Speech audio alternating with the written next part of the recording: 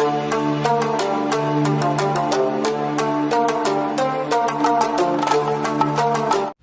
the name of Allah, the most gracious and the most merciful, my name is Saim Shahzad. I am a biology teacher and I am here for your preparation of MD-CAT. Students, आज हम एक session का आगाज़ करने जा रहे हैं जिसके अंदर हम जो पास्ट पेपर्स हैं, आज से 20 साल पुराने पास्ट पेपर्स, जिसके अंदर जितने भी MD-CAT के हवाले से MCQs हैं, हमने उन MCQs को टॉपिक्स के हवाले से एक एक करके इंशाल्लाह सबको रिवाइज करना है। हर MCQs के हमने उसका आंसर देखना है। उसके आंसर के अलावा जो सारा थीम होता है एक MCQs का कि वो कहाँ से बना, किस टॉपिक में से बना और जो उसकी इम्पोर्टेंस है उसको हमने हर MCQs को लहदा डिस्कस करना है। ये सीरीज़ इंशाल्लाह हमारी चलती रहेगी जब तक हम पूरी बुक ऑलमोस्ट जो है वो कंप्लीट नहीं कर लेते। बायोलॉजी की, केमिस्ट्री की, फिज़िक्स की सारी बुक्स को हम MCQs के हवाले से उसके पूरे टॉपिक को इंशाल्लाह उसके टॉपिक को हम समझने की कोशिश करेंगे। आज हम स्टार्ट करते हैं बायोलॉजी से और इंशाल्लाह हर वीडियो के अंदर हम 10 MCQs जो हैं वो डेली बेसिस पे तैयार करेंगे और उसके थीम को समझेंगे। स्टार्ट करते हैं। आज हमारा जो ये फर्स्ट MCQ है बायोलॉजी से हमने स्टार्ट किया। पहला MCQ है कि pen receptors in the body, और इसमें मैं आपको एक बात और भी बता दूं कि ये जो MCQs मैंने आपको करवाने हैं ये MCQs मैंने पास्ट पेपर्स जो हैं MD-CAT के उन्हीं से ही मैंने आपको एक MCQs को समझाना है, एक क्वेश्चन को समझाना है। ये उन्हीं में से मैं आपको यानी जो इम्पोर्टेंट सारे जितने MCQs हैं उनको हम इंशाल्लाह इसमें रिवाइज करेंगे। फर्स्ट क्वेश्चन है कि pen receptors in body, pen receptors कौन से सेल्स हैं जो पेन को रिसीव करते हैं बॉडी के अंदर, तो उसका नाम है जी नोसिसेप्टर्स। पेन रिसेप्टर्स होते हैं बॉडी के अंदर। ये नोसिसेप्टर्स हमेशा उस वक्त एक्ट करते हैं, उस वक्त एक अपना काम परफॉर्म करते हैं जहाँ पे बॉडी के अंदर कोई टिश्यू डैमेज होता है।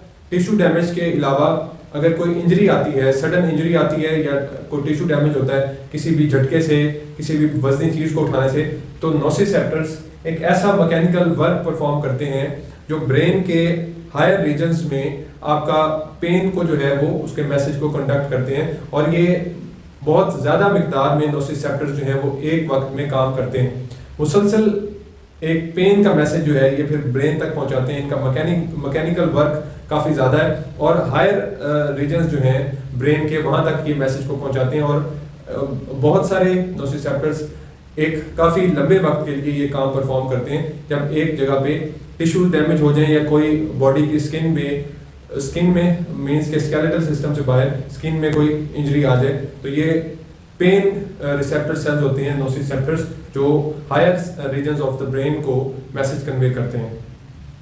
दूसरे नंबर पे हमारा क्वेश्चन है कि neck has dash joint. Neck में कौन सा जॉइंट प्रेजेंट होता है आपकी नेक में? ये हमारा जो क्वेश्चन है ये sport and movement chapter second year में प्रेजेंट है, उसमें से लिया गया।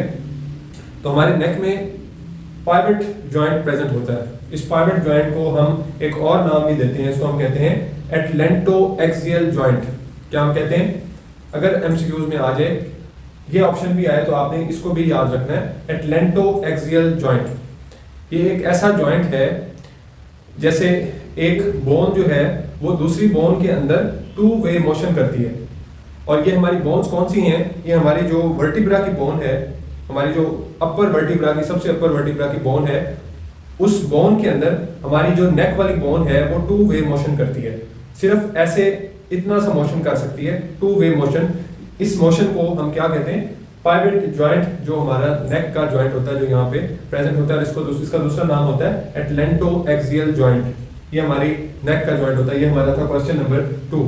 क्वेश्चन नंबर 3 की बात करते हैं। And product of haemoglobin. हमारा जो हीमोग्लोबिन है, जो हमारी ऑक्सीजन कैरिंग प्रोटीन है बॉडी के अंदर, वो जब उसका एंड प्रोडक्ट क्या होता है अपनी वर्किंग के बाद वो किस प्रोडक्ट जो है उसके अंदर कन्वर्ट हो जाता है एंड के ऊपर? वो दो होते हैं जी। एक का नाम है बिलीवर्डिन और दूसरे का नाम है बिलीरुबिन। हमारे सिलेबस के अंदर ज्यादातर बिलीरुबिन का लफ्ज यूज किया गया, लेकिन बिलीवर्डिन हमारे सिलेबस में नहीं होता। लेकिन आपने इसको भी याद रखना है। अगर 4 ऑप्शंस में से ये भी आ जाए तो इसको भी आपने याद रखना है कि हीमोग्लोबिन का जो एंड प्रोडक्ट होता है वो ये दो चीजें होती हैं, बिलीवर्डिन एंड बिलीरुबिन। चौथे नंबर पे है जी कि direction of DNA polymerase, DNA का स्ट्रैंड किस तरतीब से बनता है। तो उसकी जो तरतीब है जो वो स्टार्ट होती है उसके पॉलीमरेज के बनने की, वो होती है from 5 to 3 direction, from 5 to 3 direction. ये जो डीएनए का टॉपिक है ये क्लास फर्स्ट ईयर के अंदर चैप्टर नंबर 2 में प्रेजेंट है। मैं डिस्क्रिप्शन में इसका वीडियो लिंक दूंगा, आप इस टॉपिक को अच्छी तरह से वहां से समझ सकते हैं। मैंने बहुत डिटेल से डीएनए की इस सारे जो इसका प्रोसीजर है वो मैंने बहुत डिटेल से समझाया। इसमें जो एमसीक्यूज के वाले से बात आपने याद रखनी है वो ये कि इसके बनने में जो स्ट्रैंड बनता है डीएनए का उसकी डायरेक्शन होती है 5 to 3, ये उसकी डायरेक्शन होती है। पांचवें नंबर पे जो क्वेश्चन है वो है potential source of chemical energy. Living organisms के अंदर जो सबसे ज्यादा energy storage, highly energy yielding bond जो प्रेजेंट होता है, जिस जो एनर्जी को स्टोर करता है, वो कौन सा बॉन्ड होता है? वो ना तो CO बॉन्ड होता है ना वो CN बॉन्ड होता है। वो कौन सा बॉन्ड होता है? CH bond. CH bond is potential source of chemical energy in living organism. सबसे high energy yielding bond CH bond होता है। नेक्स्ट 5 क्वेश्चंस को देखते हैं हम स्टूडेंट्स। 6 क्वेश्चन है हमारे पास कि class of sharks and rays, rays और शार्क्स की जो क्लास होती है वो कौन सी है? कॉन्ड्रिच थाइस, कॉन्ड्रिच थाइस जो है वो क्लास है शार्क्स और रेज की। ये नाम क्यों रखा गया है इसका, ये इसकी क्लास कैसे है? ये इसलिए है क्योंकि ये शार्क्स एंड रेज जो हैं ये कार्टिलेजिनियस फिशेस में आती हैं। कार्टिलेज जो कार्टिलेज वाला स्ट्रक्चर है फिशेस का, जिसके अंदर हमारे पास शार्क्स एंड रेज आती हैं, इस वजह से इनकी जो क्लास का नाम है वो आपने इस वजह से ये याद रखना है कि वो क्या है? कॉन्ड्रिच थाइस। कॉन्ड्रिच थाइस इसका नाम है।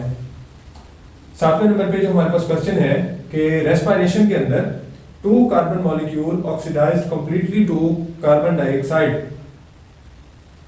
कौन से उसके जो प्रोसेस है रेस्पिरेशन के अंदर, वो क्रेब्स साइकिल है, वो ग्लाइकोलाइसिस है, वो इलेक्ट्रॉन ट्रांसपोर्ट चेन है, वो कौन सा साइकिल है जिसके अंदर एक 2 कार्बन मॉलिक्यूल कंप्लीटली कन्वर्ट हो जाता है किसके अंदर? कार्बन डाइऑक्साइड के अंदर। तो वो कौन सा साइकिल है? वो क्रेब्स साइकिल है, जिसके अंदर एसिटाइल को एंजाइम A जो है वो जब एंटर होता है साइकिल के अंदर तो कंप्लीटली कन्वर्ट हो जाता है किसके अंदर? कार्बन डाइऑक्साइड में। तो वो उस साइकिल का नाम क्या है जी? वो क्रेब्स साइकिल है, ना कि वो इलेक्ट्रॉन ट्रांसपोर्ट चेन है, ना कि वो कैल्विन साइकिल है, ना वो ग्लाइकोलाइसिस है, बल्कि कौन सा साइकिल है? क्रेब्स साइकिल, जिसके अंदर एक 2 कार्बन मॉलिक्यूल जब रिएक्शन में एंटर होता है तो कंप्लीटली कन्वर्ट हो जाता है किसमें? कार्बन डाइऑक्साइड के अंदर। और वो कौन सा मॉलिक्यूल है? वो है एसिटाइल को एंजाइम A। ये आपने याद रखना है। 8वें नंबर पे है जी doesn't have specialised respiratory organs.